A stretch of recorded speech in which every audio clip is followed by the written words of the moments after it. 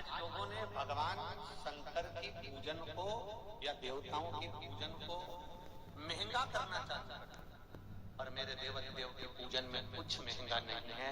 उसको तो एक लोटा जल सारी समस्या का हल है। उसके पास में ये जरूरी नहीं कि तुम बासमती चावल चढ़ाओ या बहुत सारा भगवान को मेवा दीजिए या भगवान को बहुत सारा धन दीजिए। भगवान कभी नहीं कहता कि मुझे बासमती चावल चढ़ाओ। जब शंकर जी थे उस समय पर बासमती चावल था।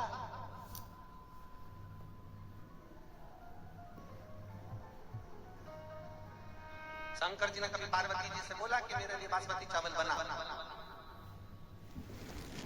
मैं बासमती खाऊंगा? नहीं, ये भ्रम है। हमको लोग भटका देते हैं थोड़ा सा और वैभव के चक्कर में ये सोचते हैं बासमती चावल अगर भगवान को चढ़ाएंगे तो हम भी खाने को मिलेगा। ये इसमें श्रेष्ठता नहीं है। अक्षत होता है, चावल चावल होता है। उस चावल का नाम कुछ नहीं है, उस चावल का नाम केवल अक्षत है और वो अक्षत मेरे देवदेव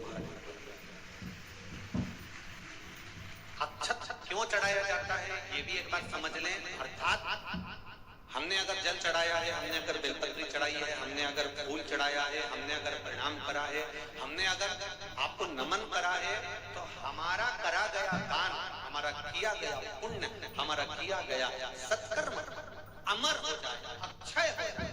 वो कभी क्षय नहीं, इसलिए उसका नाम अक्षत है।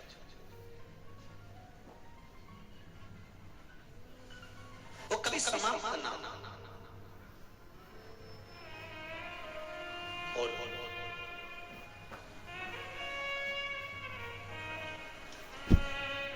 पूरी दुनिया में दान करके देखिए, सारे व्रत कर देखिए, सारे उपवास कर देखिए, चतुर्थी का व्रत कर लो, तीज का व्रत कर लो, पंचमी का कर लो, छठ का कर लो, तुम्हारी मर्जी पड़े जो व्रत करो।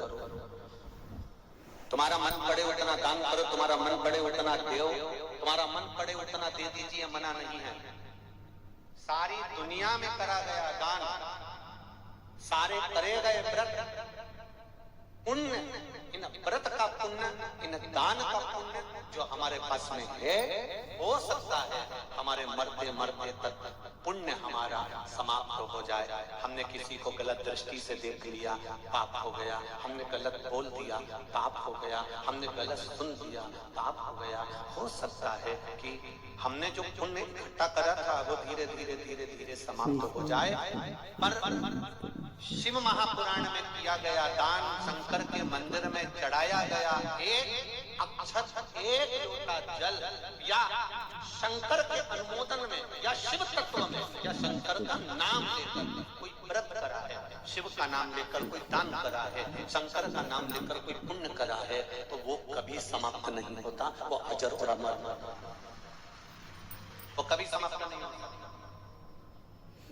सारे पुण्य मरते समय तक समाप्त हो सकते हैं। जैसे आपके पास में 10,000 रुपए है, अब आपके पास में 10,000 रुपए हैं, तो आपने वो 10,000 रुपए में गैस की टंकी भी खरीद ली, लाइट का बिल भी दे दिया, खाने का सामान भी लिया, डीजल का पेट्रोल का भी लगा दिया। अब तुम्हारे पास में वो 10,000 रुपए जो रखे थे वो तो सारे के सारे खत्म हो गए। कहीं जा रहे थे, वो 10,000 रुपए तुम्हारे समाप्त हो गए। ध्यान देना, हमने व्रत करा 2,000 कमाए, हमने तप करा 2,000 कमाए, हमने पुण्य समझ लो व्रत कर कर, तप कर कर, साधना कर कर, दान कर कर, भजन कर कर, कथा सुन कर कर, कीर्तन कर कर, हमने पुण्य तो इकट्ठा कर लिया। पर हो सकता है कि मरते समय तक हमारा सारा पुण्य धीरे धीरे धीरे करके समाप्त हो जाए। पर शिव महापुराण का पुण्य जो आप शंकर भगवान की ये पावन कथा सुन रहे हो, आस्था चैनल पर, फेसबुक पर कथा को श्रवण कर रहे हो, जितना आप आनंद के साथ इस कथा को श्रवण करते हो, पंडाल में बैठकर कथा सुनते हो, चाहे तुम्हारा मन पड़े जहाँ बैठकर कथा सुन रहे हो, पशुपति व्रत कर रहे हो, सोमवार का व्रत कर रहे हो, शंकर जी के मंदिर में एक लोटा जल चढ़ा रहे हो, ये लिख कर रख लेना, ये पुण्य तुम्हारा जीवन पर्यंत समाप्त नहीं होता। ये अजर और अमर, ये कभी समाप्त नहीं होता, ये निश्चित रहेगा। अक्षय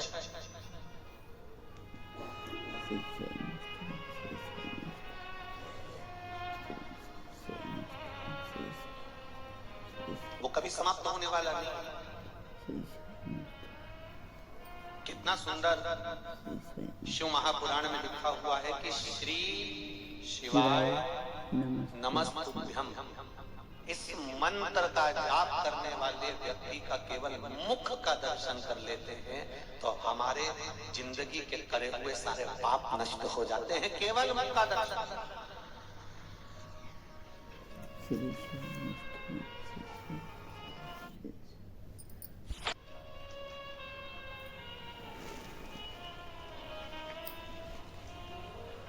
केवल मुखाग्रविंद का दर्शन करने वाले।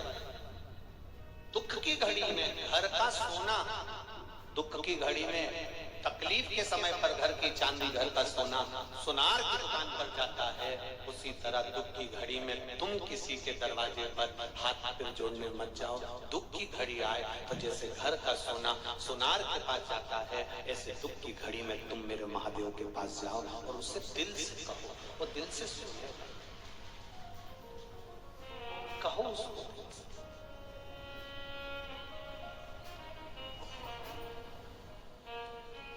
शंभो शरणे पड़ी मांगो घड़ी रे घड़ी, दुख काटो दया करी निदर्शन हमको, दया करी निदर्शन।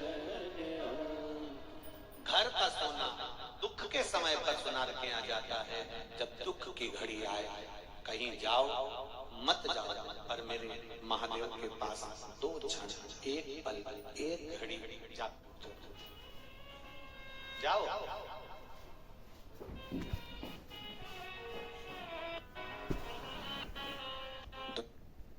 शंकर जी की कथा में जाने से मिलता क्या? कुछ मिले चाहे ना मिले, पर इस दिल को सुकून बहुत मिलता है। कुछ मिले ना मिले, सुकून मिलता है।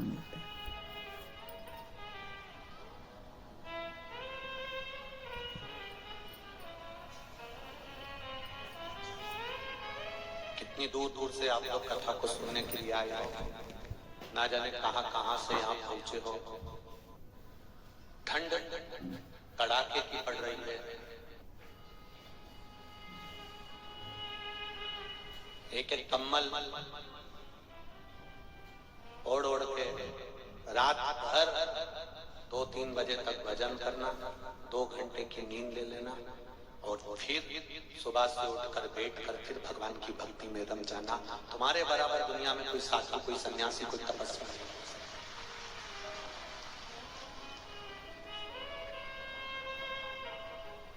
कोई साधु नहीं है तुम्हारे बारे में, कोई संत नहीं है तुम्हारे बारे में।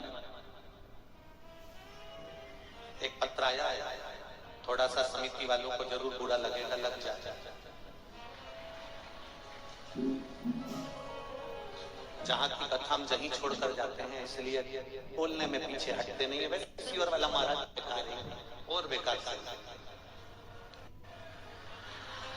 आप जितना विश्वास कर भगवान शंकर को जल चढ़ाओगे, जितना विश्वास कर भगवान शंकर की शरणागति ग्रहण करोगे, जितना विश्वास कर आप शंकर भगवान को रिझाओगे, उतना देव चढ़ाना भी कितना है। श्री शिवाय नमस्तुभ्यम। हर हर महादेव। आज पूज्य प्रदीप मिश्रा जी ने कथा में बहुत अच्छी बातें बताई हैं। पूज्य प्रदीप मिश्रा जी ने बताया है कि भगवान शिव कभी भी किसी चीज़ के भूखे नहीं हैं, उन्हें तो बस श्रद्धा से ही रिझाया जा सकता है। भगवान शिव को अगर एक चावल का दाना भी हम समर्पित करते हैं तो उसका पुण्य फल भी हमारे खाते में आता है। अगर आपको पूज्य प्रदीप मिश्रा जी के उपाय और कथा पसंद आई हो तो वीडियो को पूरा देखिए लास्ट तक और मेरे चैनल पर बने रहिए और कमेंट बॉक्स में हर हर महादेव अवश्य लिखें। श्री शिवाय नमस्तुभ्यम। एक बेलपत्र, और बेलपत्र नहीं भी है तो शिव जी पे चढ़ी हुई बेलपत्र धोकर वापस भगवान शंकर को चढ़ा देने पर भी मेरा शिव स्वीकार कर लेता है। उसके मन में ये भाव नहीं होता कि तुम कहां से दे रहे हो, किसका दे रहे हो। वो तो ये मानता है कि तेरा स्पर्श मात्र, कि तेरा केवल स्पर्श।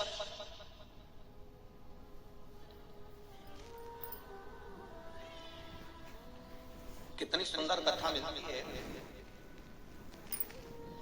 महाराज।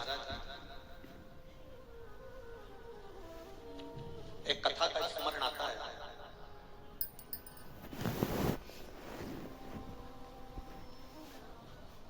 एक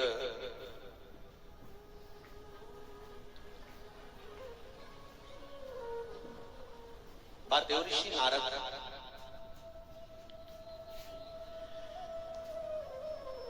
भगवान ब्रह्मदेव के पास जाते हैं और ब्रह्मा जी से जाकर निवेदन करते हैं कि मैं दिन भर श्रीमन नारायण करता हूँ, कोई राम राम करता है, कोई कृष्ण कृष्ण करता है, कोई दत्त दत्त करता है, कोई जगदम्बे अम्बे अम्बे करता है, कोई बमलेश्वरी कहता है, कोई राम कहता है, कोई कृष्ण कहता है, कोई शिव कहता है।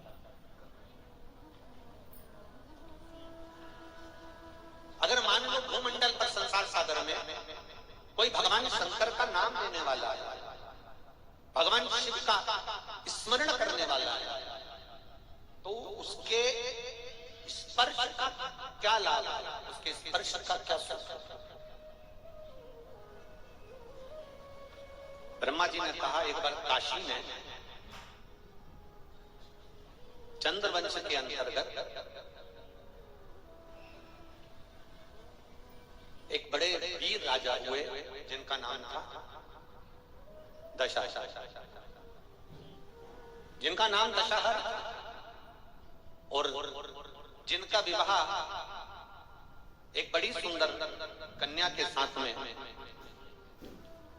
जिसका नाम था कलावती के साथ हुआ।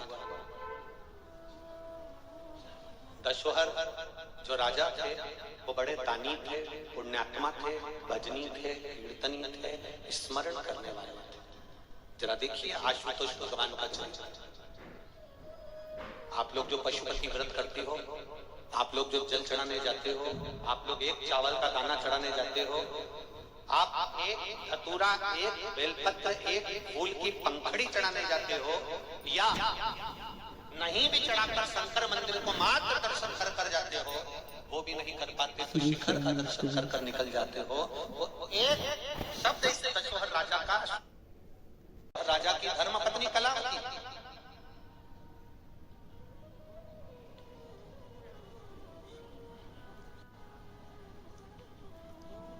जो राजघराने में रहती है, राजपाट में रहती है, पर अपनी भक्ति को कभी नहीं छोड़ती। उसका नियम, ब्रह्मा जी का एक नियम बड़ा प्रबल है। एक लोटा जल लेकर भगवान शंकर के मंदिर में जाती है, मंदिर को पहले पूरा साफ करती है, साफ करने के बाद एक लोटा जल देवादिदेव महादेव को समर्पित करती है। फिर उसका एक नियम रहा है कि वो जल चढ़ाने के बाद में जो जलाधारी है, आज तो लेटर में भी शंकर जी हैं तो आपको समझा दें। देखो ये यहाँ जल चढ़ाया, जितने लोग टीवी पर देख रहे हैं वो भी देखिए, यहाँ जल चढ़ाया, जल चढ़ाने के बाद दशरथ राजा की जो धर्म पत्नी है कलावती, वो इस जगह पर जहाँ जलाधारी है, आप भी देख लीजिएगा, जहाँ जलाधारी है उस जगह पर वो अपना हस्त कमल रख देती है। जो जलाधारी होती है इस जगह पर, इस स्थान, और जितने लोग टीवी पर देख रहे हैं इस स्थान, वो अपने हस्त कमल को कलावती। जरा बहुत ध्यान से कथा सुनना, कोकड़ी वालों को ये कथा मिली है आशुतोष महापुराण की कथा। केवल आशुतोष भगवान का नाम ही केवल एक ऐसा नाम है कि जो नारी, जो कन्या, जो पुरुष, जो लड़का, जो बच्चा अगर इस आशुतोष भगवान का केवल नाम का स्मरण कर लेता है तो उसके वैवाहिक जीवन में कभी तलाक नहीं होता, कभी विवाद नहीं होता, कभी क्लेश नहीं होता। ये वो आशुतोष भगवान। और अपने को मौका मिला इसको समझने के लिए।